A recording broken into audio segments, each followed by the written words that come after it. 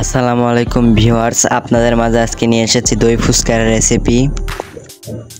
খুব সহজে বাসায় বসে কিভাবে দই ফুচকা বানাবেন তার জন্য আমি এক বাটি পরিমাণ দই নিয়েছি। তারপরে দিচ্ছি 2 চামচ পরিমাণ গুঁড়া দুধ। তারপরে দিচ্ছি 1 চামচ পরিমাণ চিনি।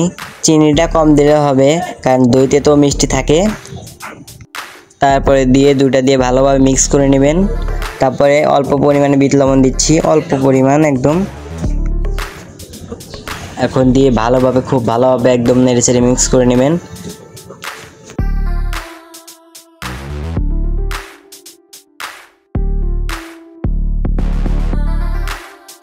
আমার মিক্স করা শেষ হয়ে গেছে।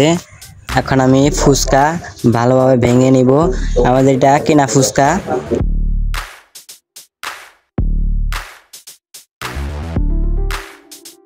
এদিকে আমার ফুচকা ভাঙা শেষ।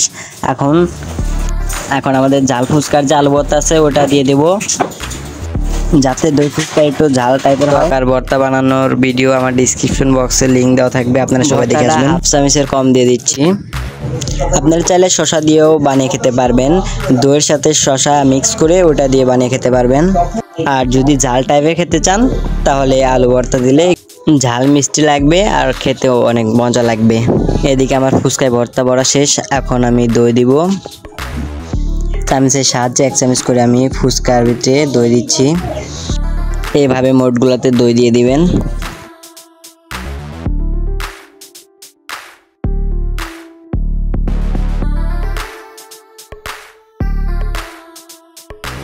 সবগুলোতে দই ভরা শেষ।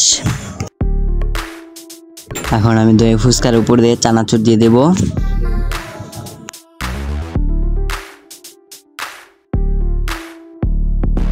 এখন আমি উপর দিয়ে দিচ্ছি ডিমটা স্লাইস করে দিচ্ছি।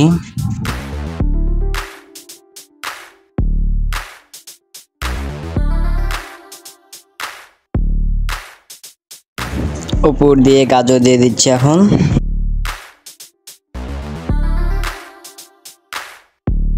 এখন আমি দিয়ে দিচ্ছি হচ্ছে টক। আপনারা চাইলে টক দিয়েও খেতে পারবেন, আবার টক ছাড়াও খেতে পারবেন।